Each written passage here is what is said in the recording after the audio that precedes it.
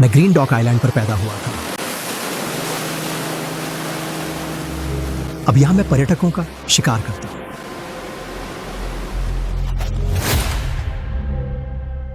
जिस सुबह मैंने पहले पर्यटक को मारने का फैसला किया, मैंने दादाजी को उनके बगीचे में रोते हुए पाया। पिछली रात पर्यटकों ने उनकी जगह को बर्बाद कर दिया था। उनके फूल तोड़ दिए, बाड़ तोड़ दी और हर जगह बोतलें छोड़ दी थीं।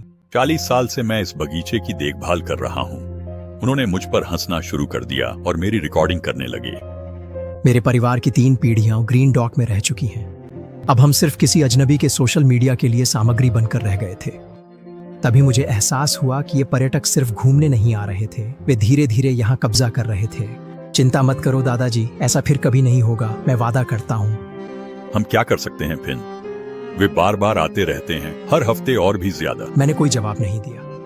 मुझे पहले से पता था कि मुझे क्या करना है। पहला शिकार टॉमी ने काम बहुत आसान कर दिया। वह नशे में धुत और पूरी तरह से बेवकूफ था। सारी चेतावनियों के बावजूद अंधेरे के बाद खतरनाक चट्टानों पर चढ़ रहा था। तुम्हें यहाँ ऊपर बिल्कुल भी नहीं आना चाहिए था। ये बहुत ही खतरनाक है, खासकर रात के समय। यही तो बात है, मेरे फॉलोअर्स को ऐसी चीजें बहुत पसंद हैं। मौत को मात देने वाला क्लिफ एडवेंचर, समझे? मैंने उसे किनारे की ओर लड़खड़ाते हुए देखा। उसका फोन अब भी रिकॉर्ड कर रहा था। नीचे 60 फीट की गहराई थी, नुकीली चट्टानों पर। उसने मेरी चेतावनी को नजरअंदाज कर दिया। इस नज़ारे को देखो, काश तुम लोग देख पाते। सिर्फ एक धक्का चाहिए था, एक हल्का सा धक्का। लेकिन हवा उसकी आवाजें ले गई और लहरें उसका शरीर। आखिरकार यह एक हादसा ही था, एक ऐसा पर्यटक जिसने बात नहीं मानी। शायद इससे बाकी सभी पर्यटक और भी ज्यादा सतर्क हो जाएंगे और यह एक अच्छी बात होगी। सारा, जो हमारी पुलिस अफसर है, उसने ठीक वैसा ही कहा जैसा मुझे उम्मीद थी, लेकिन मैं गलत था।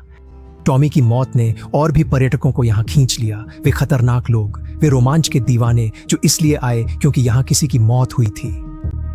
ये तो बहुत डरावना है। मैं भी देखूं कि टॉमी कहाँ गिरा था। ये अनजान पर्यटक इस खबर को मनोरंजन की तरह ले रहे थे।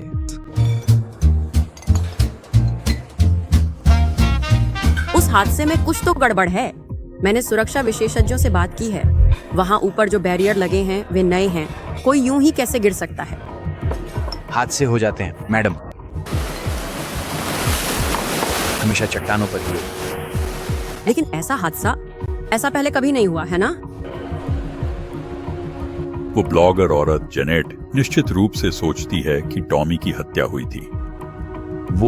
वो सबको लगातार सवाल पूछ रही है और उस विशाल चट्टान की तस्वीरें ले रही है जहां वह वास्तव में गिरा था।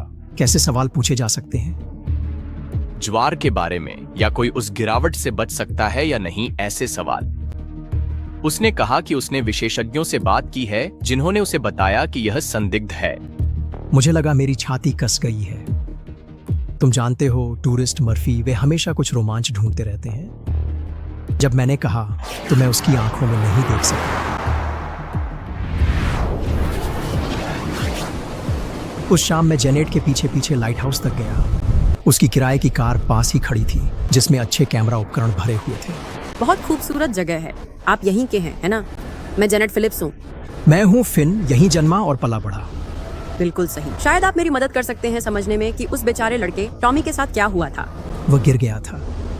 लेकिन क्या आपको नहीं लगता कि यह अजीब है कि मैंने उसे बात पूरी नहीं करने दी। पत्थर मेरे हाथ में भारी था। इससे पहले कि मुझे एहसास हो कि मैंने उसे उठा लिया, सिर के पीछे एक वार किया और वह अपने कैमरा बैग के पास गिर गई। इस बार मुझे शरीर को नीचे दबाना पड़ा। उसे नाव में गहरे पानी के निशान से आगे ले जाना पड़ा। ज्यादा मेहनत थी, लेकिन शक से बचने के लिए जरूरी था।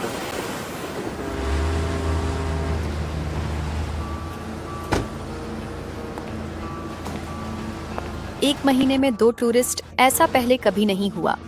बुरी किस्मत। क्या वाकई, या फिर कुछ और चल रहा है? और क्या हो सकता है सारा? मुझे नहीं पता, लेकिन मैं पता लगा कर रहूंगी। जब उन्हें जेनेट की खाली कार मिली, पुलिस अधिकारी सारा ने मुझे अलग नजरों से देखा। डेथ आइलैंड, जैसा कि अब इसे कहा जा रहा है, अमेरिका के सबसे खतरनाक गंतव्यों में से एक बन गया है। इसे बंद कर दो, मैं अब और नहीं देख सकती। इसके बाद न्यूज रिपोर्टर पहुंचे। डेथ आइलैंड, उन्होंने हमें कहा। हर रिपोर्ट के साथ और भी लोग आने लगे, लेकिन गलत किस्म के लोग। अब हम किसी हॉरर फिल्म जैसे हो गए हैं। वे यहाँ इस उम्मीद में आते हैं कि कोई और मरेगा। तभी मुझे एहसास हुआ कि मुझे मदद की जरूरत है। मुझे और ऐसे द्वीपवासियों की जरूरत थी जो समझते थे कि हम किसके लिए लड़ रहे हैं। मैंने शुरुआत की बूढ़े मर्फी से।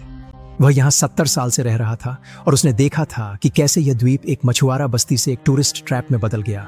वे हमें बर्बाद कर रहे हैं, एक एक करके वे हमारी हर प्यारी चीज छीन रहे हैं।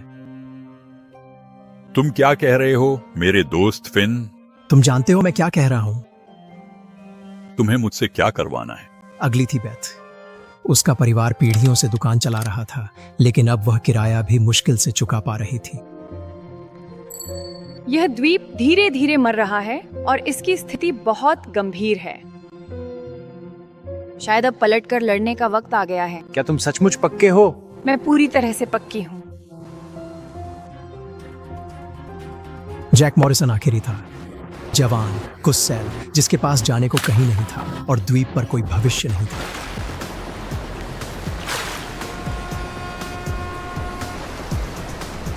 फिन, कृपया मुझे भी अपनी सूची में शामिल कर लें, क्योंकि मैं भी इस महत्वपूर्ण गिनती का एक हिस्सा बनना चाहता हूँ। इन लोगों को इज्जत करना सीखना होगा। हम मर्फी के खलिहान में मिले ताकि हमले की योजना बना सकें। सप्ताहांत में 15 नए पर्यटक आने वाले थे। सभी किसी ऑनलाइन आयोजित मौत की यात्रा के लिए यहाँ आ रहे थे। हम सबको एक साथ निपटा देंगे। ऐसा दिखाएंगे जैसे कोई हादसा हुआ हो, शायद चट्टान गिरने से या आग लगने से। सारा का क्या वो जांच नहीं करेगी? सारा हमारी ही है, वो समझ जाएगी। क्या वो सच में समझेगी? एक बार हमने ये कर दिया तो फिर वापसी का कोई रास्ता नहीं होगा।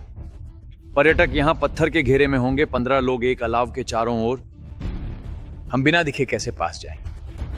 मर्फी, तुम और जैक पूर्वी रास्ते से जाओ। छाया की तरह चलना, दिन में भी। नीचे झुके रहना, पत्थर की दीवारों का सहारा लेना।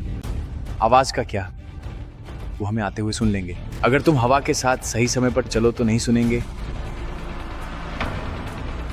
बेथ, तुम पश्चिम से आना। मैं क्या लेकर आऊं आखिर भला? पेट्रोल, इसे संभाल कर रखना। और तुम? मैं उत्तर वाले रास्ते से जाऊंगा, या उनका भागने का रास्ता बंद कर देगा। एक बार मैं अपनी जगह पहुंच गया तो वे सब फंस जाएंगे। संकेत क्या होगा? जब मेरी टॉर्च 2 बार चमकेगी तब हम धीरे धीरे आगे बढ़ेंगे। फिन, क्या हम सच में यह सब करने जा रहे हैं? ये एक बहुत ही महत्वपूर्ण और जोखिम भरा काम है, इसलिए हमें बहुत सावधानी से आगे बढ़ना होगा। हम जल्दी कुशलता से काम करेंगे, जैसे मछुआरे करते हैं। सुबह होते होते सब खत्म हो जाएगा। शनिवार की रात थी और हम पूरी तरह से वार करने के लिए तैयार थे।